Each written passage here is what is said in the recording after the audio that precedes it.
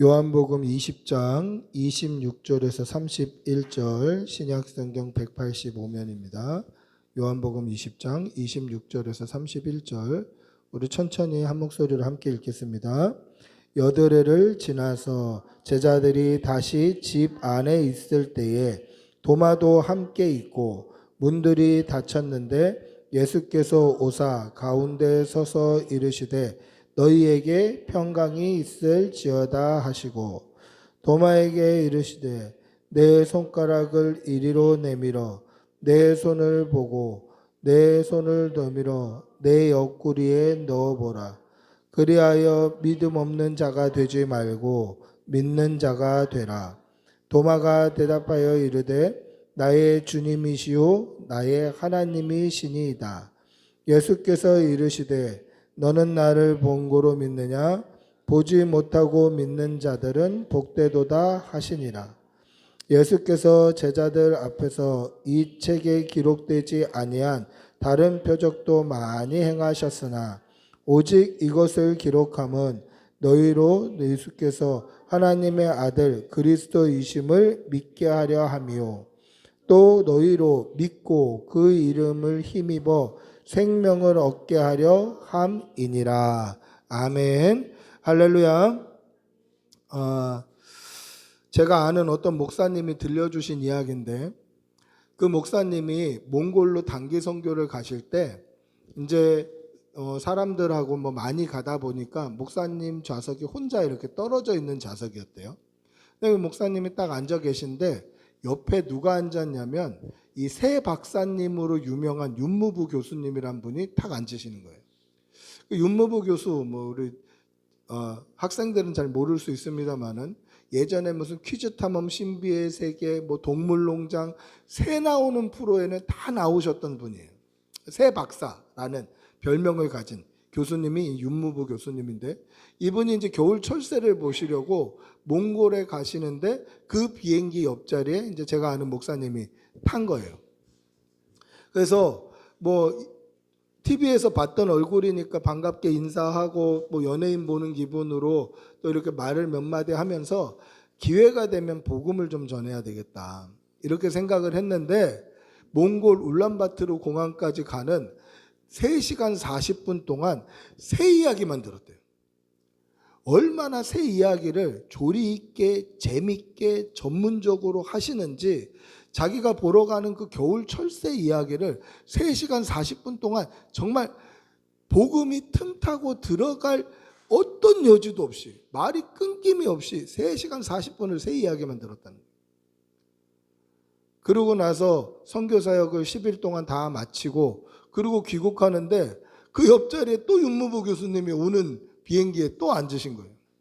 그러니까 몽골 갔다 이제 윤무부 교수님도 새를 보시고 돌아오는 그 일정이 이 목사님하고 정확하게 맞았고 또 그 목사님 옆자리에 또 앉게 된 거예요.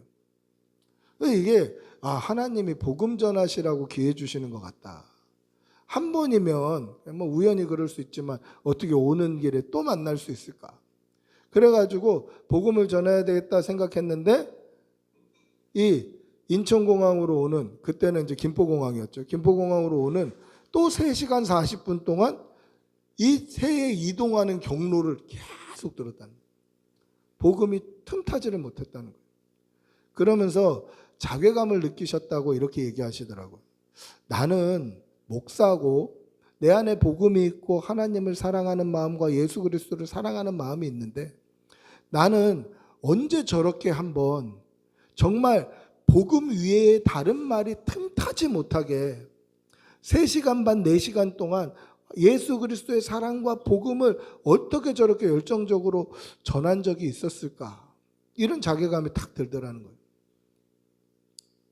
여러분, 새를 너무 사랑하면요, 새에 대한 지식과 하고 싶은 말이 너무 많아져요. 근데 복음은 하나님을 사랑하고 예수님을 사랑하는 것 외에 한 가지 더 필요한 게 있어요.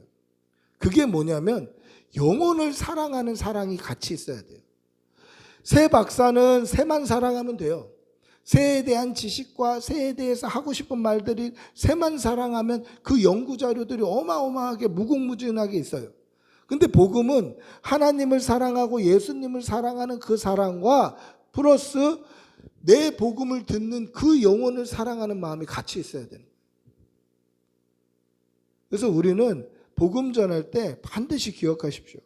하나님을 사랑하는 사랑과 예수 그리스도의 십자가의 그 사랑과 내 영혼, 내가 사랑하는 영혼, 복음 전할 그 영혼을 사랑하는 사랑이 같이 있어야 된다.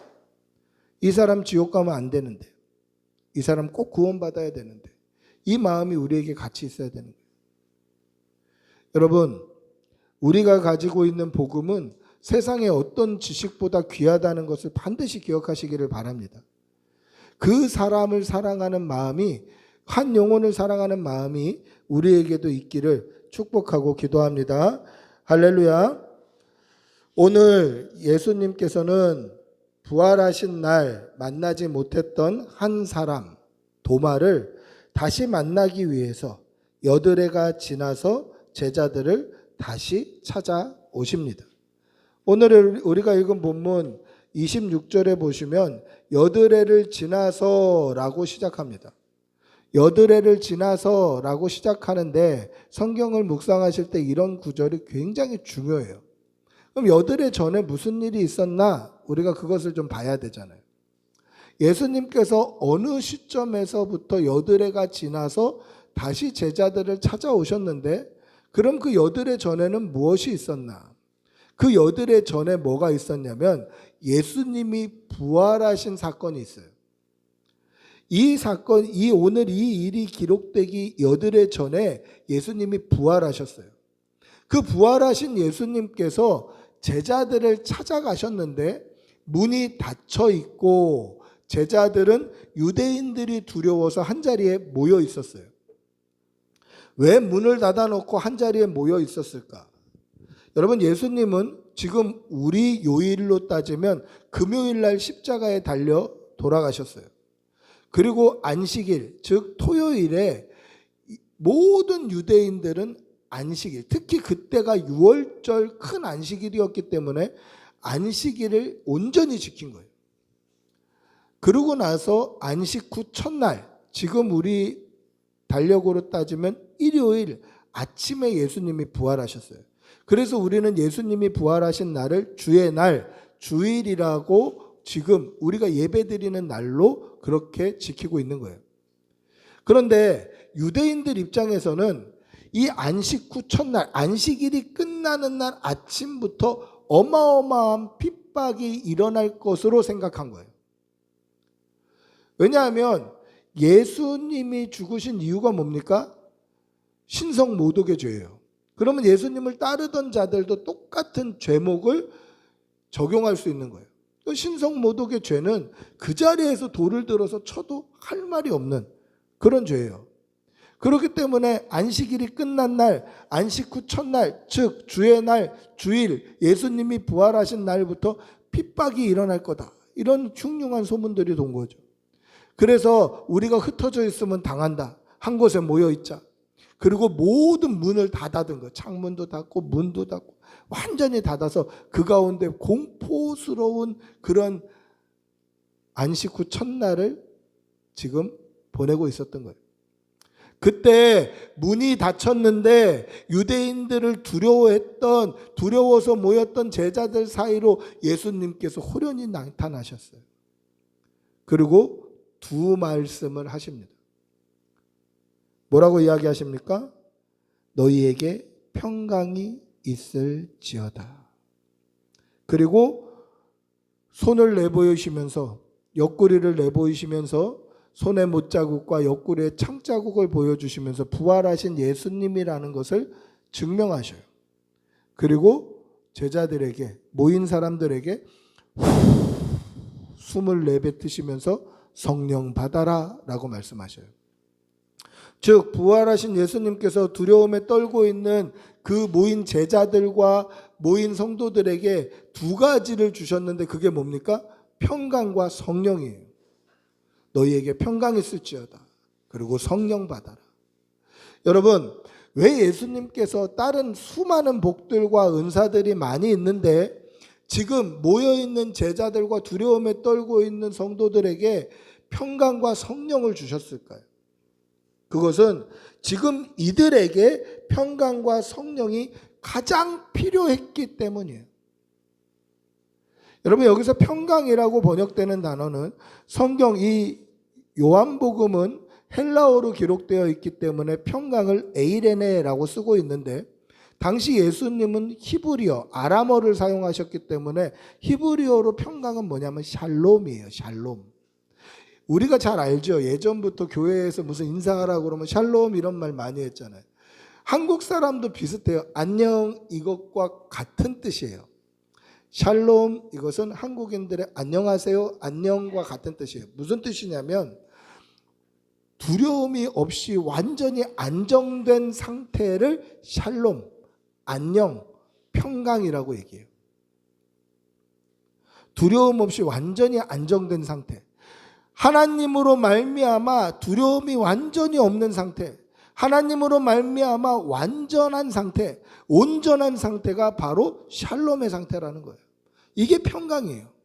지금 두려워 떨고 있는 그 제자들과 성도들에게 가장 필요한 게 뭘까요? 이 두려움이 사라지는 거예요. 문을 닫고 벌벌벌벌 유대인들이 두려워 떨고 있는 자들에게 그 두려움이 사라지는 것만큼 중요한 게 또 어디 있어요? 두려움이 사라지는 거예요. 평강이에요, 평강. 예수님 가장 필요한 걸 주신 거예요. 또 뭘 주셨습니까? 성령 받으라. 이건 역시 지금 두려움에 떨고 있는 제자들에게 가장 필요한 거예요. 여러분 보세요. 이들이 두려워하는 이유가 뭘까요? 우리가 따르던 예수님이 돌아가셨기 때문에 두려운 거예요. 나와 함께 하시고 내 앞에 가셨던 예수님이 지금 나와 함께 하지 않는다라고 느꼈기 때문에 두려운 거예요. 그때 필요한 게 뭡니까? 예수님이 다시 부활 승천하셔도 우리에게 하나님이 남아 계시면 되는 거 아니에요.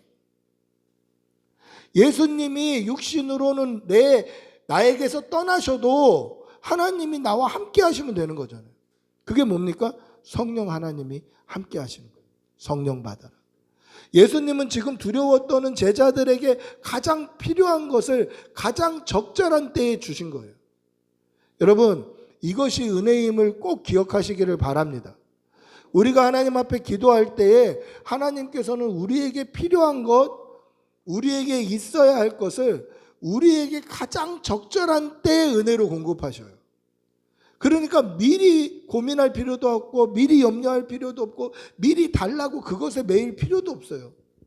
그냥 하나님, 저에게 필요한 것, 저에게 필요한 때에 공급해 주십시오. 일용할 양식을 주시잖아요. 내일 일은 내일 염려해라. 한날의 괴로움은 그날 족하니라.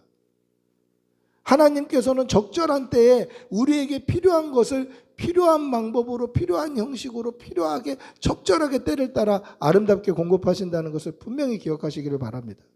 이 은혜가 오늘 저와 여러분에게도 있기를 축복하고 기도합니다. 할렐루야. 이 두려워하는 제자들에게 필요한 것을 공급하셨고 그때에 예수님은 손과 옆구리를 보여주셨어요. 근데 성경에는 뭐라고 기록되어 있습니까? 도마는 그 자리에 없었다라고 기록되어 있어요. 12사도 중에 한 명인 도마는 그 자리에 있지 않았다라는 거예요. 그래서 말로만 들었어요. 야, 예수님이 부활하셨다. 부활하신 예수님께서 문을 다 닫아놨는데 그 가운데 오셔서 우리에게 평강을 주시고 우리에게 성령을 주셨다. 그리고 그 손의 못자국과 그 옆구리의 창자국을 우리가 눈으로 보았다. 그렇게 전해 주었을 것입니다. 그런데 도마는 어떻게 합니까? 내가 눈으로 봐야지. 내가 손을 넣어 봐야지. 내가 그 옆구리에 손가락을 넣어 봐야지. 그들의 말을 믿지 않았다라는 거예요. 내가 그의 손에 못자국을 보며, 내가 눈으로 봐야 된다는 뜻이죠. 내 손가락을 그 못자국에 넣으며 내 손을 그 옆구리에 넣어보지 않고는 믿지 않겠다. 내가 눈으로 보고 체험하고 만져봐야 그제서야 믿겠다라는 거예요. 너희들 말로는 내가 믿지 못하겠다. 내가 눈으로 보고 손으로 만져보고 실제로 넣어보고 해야 믿을 수 있겠다라는 거예요. 여러분 이게 믿음의 열정이 대단한 것처럼 오해될 수도 있어요. 제가 주중에도 이제 이런 사람을 한번 만났는데 저희 교회 인스타그램 동영상에 이제 댓글을 다셨어요, 누가. 그 댓글의 요지는 그거예요. 하나님이 정말 우리의 모든 죄와 허물을 다 씻어주시고 우리의 모든 어려움을 다 그렇게 긍휼하게 보시는 분이면 지금 전쟁은 왜 일어나며 기근은 왜 일어나며 지금 아픈 고통스러운 나라들이나 이런 것들은 어떻게 설명하겠냐고. 신천지 논리하고 똑같은 논리예요. 그걸로 제가 전화도 많이 받고 말싸움도 많이 했었어요. 거기다도 제가 글을 올렸어요. 다른 사람이 중요한 게 아니라 당신이 구원받는 게 중요하다고. 그랬더니 뭐 자유의지 어쩌고 뭐 이런 소리 하겠구나 막 이러는 게. 자유의지는 그것을 사용해서 하나님 사랑하라고 주신 거라. 당신이 하나님을 알고 예수 믿었으면 좋겠다고. 그렇게 한 8번 왔다 갔다 했어요. 그래서 마지막에 여기는 논쟁하는 자리가 아니니 이걸 보시면 답글 달리면 제가 삭제하겠습니다. 그리고 삭제했어요. 그리고 오시라고 그랬어요. 저희 교회에. 근데 자칫 잘못하면 그게 더 잘 믿기 위한 열정처럼 보여요. 여러분 그렇게 오해되기 쉽지 않겠습니까? 뭔가 나에게 말로 전해줬을 때 아니 내가 보지 않으면 믿지 않겠다. 손으로 만져보지 않으면 믿지 않겠다. 그분도 저에게 그렇게 얘기했어요. 만약에 진짜로 심판의 주님이 오면 그때 믿겠다 그러는 거예요. 그래서 저는 그때 믿을 수 없습니다. 심판 주님이 오시면 그때는 끝입니다. 심판대 앞에 서면 그때는 끝입니다. 그렇게 하고 이제 지웠어요, 제가. 여러분, 생각해 보세요. 예수님께서 부활하셨다.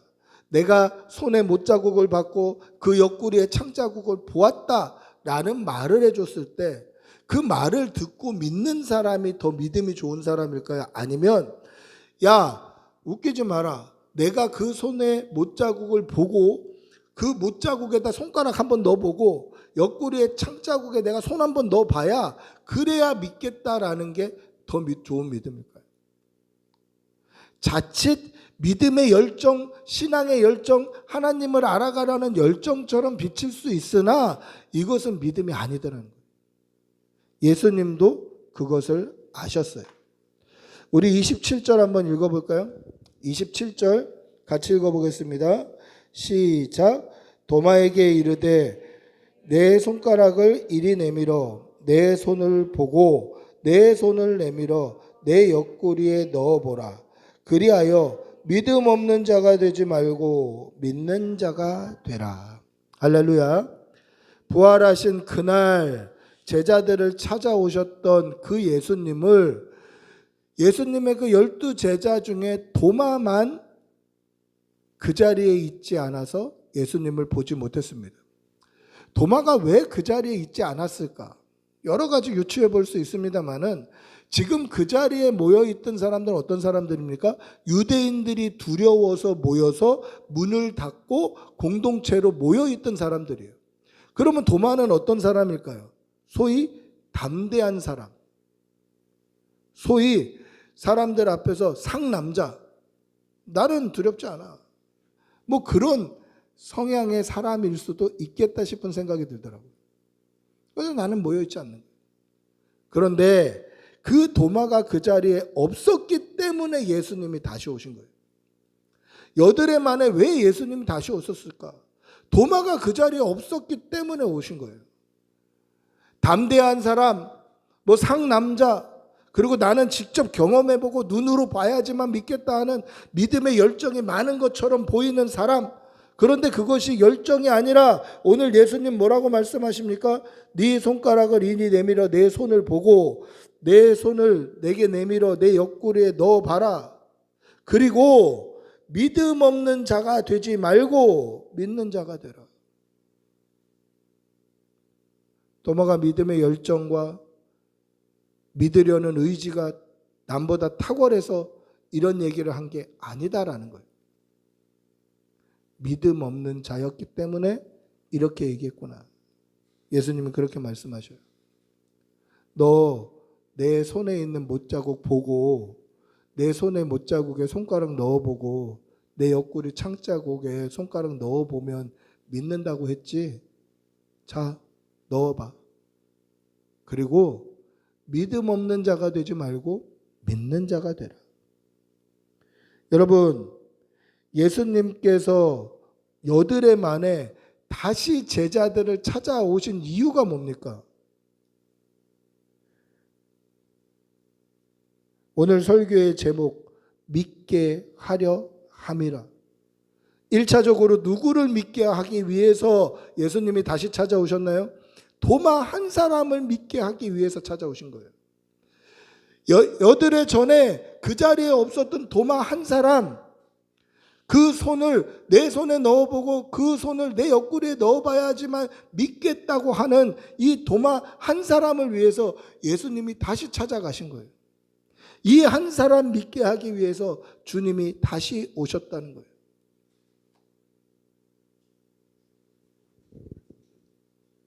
다른 사람들은 다 그 자리에 있어서 믿었습니다. 혹여나 그 자리에 없었던 사람들도 말로 하면 믿었겠죠. 그런데 도마만이 내가 보고 넣어보고 만져봐야 믿겠다라고 얘기했다는 거예요.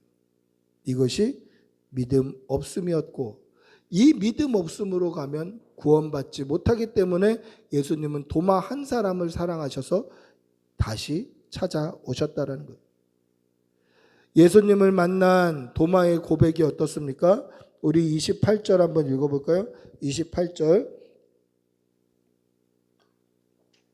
같이 읽어보겠습니다. 도마가 대답하여 이르되 나의 주님이시요 나의 하나님이시니이다. 할렐루야. 도마의 고백이 어떻습니까? 나의 주님이시요 나의 하나님이십니다. 여러분, 이건 굉장히 이례적이고 특별한 고백이에요. 왜냐하면 예수님을 향해서 나의 하나님이라고 고백한 고백은 도마가 유일해요. 성경을 보십시오. 예수님을 가리켜 하나님이라고 하는 표현들이 종종 등장합니다. 신약 성경에 보시면 요한복음 1장에도 나와요. 말씀이 육신이 되어서 우리 가운데 계시는데 그 말씀이 누구냐? 예수님이다. 그리고 그 말씀은 바로 하나님이다. 이렇게 얘기를 하고 있습니다만은 그것은 예수님이 부활 승천하시고 난 다음에 쓴 거잖아요. 예수님 면전에서 예수님을 향해서 예수님은 당신은 나의 주님, 나의 구원자이시오, 당신은 나의 하나님입니다라는 고백은 도마가 유일하다니까요. 바울 서신에도 예수님을 가리켜 하나님이라고 종종 등장해요. 그런데 그것 역시 부활하시고 승천하신 이후의 고백이잖아요. 정말 예수님 면전에서 가장 귀한 고백이라고 알려져 있는 고백이 뭡니까? 마태복음 16장 16절에 베드로가 했던 고백.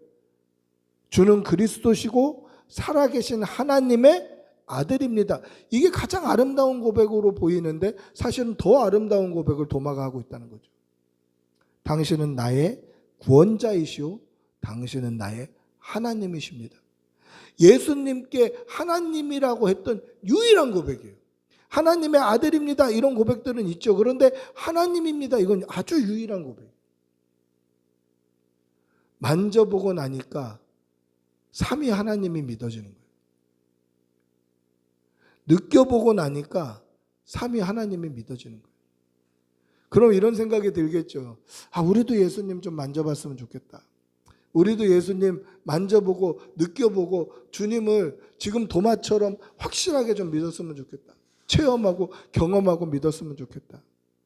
그런 생각이 왜 안 들겠어요? 그래서 예수님 뭐라고 말씀하십니까? 너는 본고로 나를 믿느냐? 보지 못하고 믿는 자들이 복되다. 옛날 어른들은 이 구절을 뭐라고 이렇게 설명하셨냐면 보지 못하고 믿는 자가 진복자다 그랬어요. 진짜 복된 자녀다. 이런 거 봐요. 여러분, 우리는 지금 예수님을 눈으로 보고 만지고 그 말씀을 직접 들을 수 있습니까? 그렇지 못해요.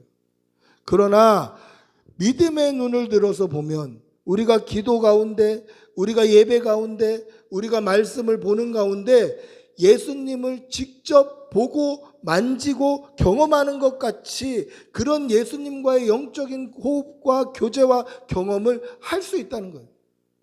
어떻게 할 수 있습니까? 우리 안에 성령 받으라.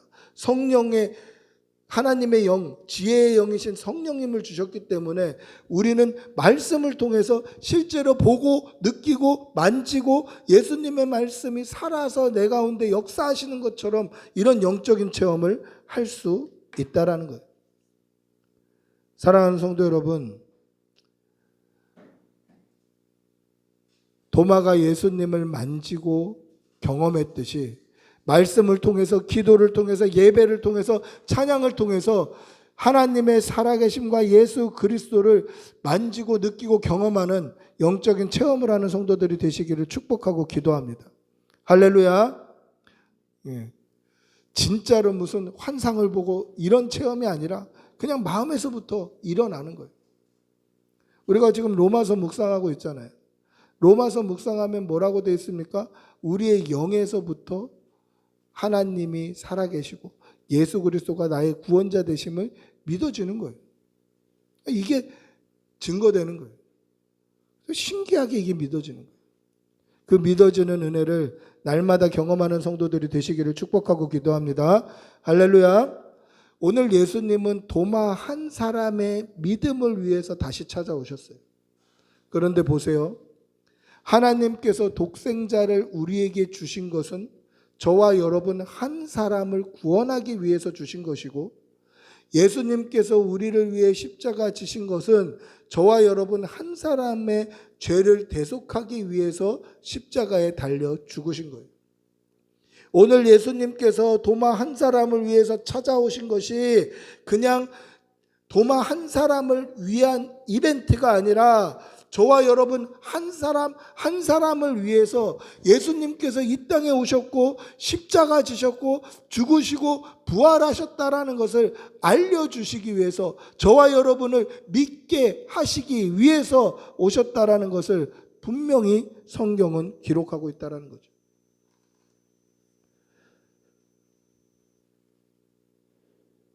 그래서 오늘 30절 31절에 이렇게 말씀합니다. 예수께서 제자들 앞에서 이 책에 기록되지 아니한 다른 표적도 많이 행하셨으나 오직 이것을 기록함은, 이것이 뭡니까? 도마 한 사람을 위해서 예수님이 다시 오신 이 사건만 내가 기록한 이유는 너희로 예수께서 하나님의 아들 그리스도이심을 믿게 하려 하며 또 너희로 믿고 그 아들의 이름을 힘입어 생명을 얻게 하려 함이다. 요한 사도가 이 구절을 기록한 이유가 뭡니까? 그날 예수님께서는 기록하지 않은 많은 표적도 보여주셨는데 그 중요한 표적들을 하나도 기록하지 아니하시고 여기 예수님께서 도마를 만나러 오신 이 사건만 기록한 이유가 뭡니까? 예수님께서 도마 한 사람을 위해서 다시 오신 것처럼 저와 여러분 한 사람 한 사람을 위해서 예수님이 이 땅에 오셨고 십자가 지셨고 부활하셨고 승천하셨다라는 것을 알려줌으로 말미암아 너희도 믿게 하고 또 예수의 이름을 믿음으로 말미암아 생명, 영생, 구원을 얻게 하기 위해서 이 글을 썼다라고 기록하잖아요. 여러분, 저와 여러분 한 사람을 위해서 주님이 오셨음을 믿으시는 성도들이 되시기를 바랍니다. 할렐루야. 말씀을 맺습니다. 하나님께서 우리를 사랑하셔서 독생자를 아낌없이 주셨습니다. 그리고 예수님은 우리를 사랑하셔서 그 생명을 아낌없이 우리에게 주셨습니다. 만약에 이 땅에 저와 여러분이 한 사람만 있었어도 예수님이 죽으셔서 살리셔야 되는 그 영혼이 한 영혼이라도 예수님은 이 땅에 오셨을 것이고 한 사람을 위해서 죽으셨을 것입니다. 그 증거가 뭡니까? 도마 한 사람을 위해서 예수님 다시 오신 것을 말씀을 통해서 증명하고 있잖아요. 이 사실을 분명히 믿으시고 이 믿음으로 주님 다시 오시는 그날까지, 주님 앞에 서는 그날까지 믿음으로 서는 성도들이 되시기를 축복하고 기도합니다.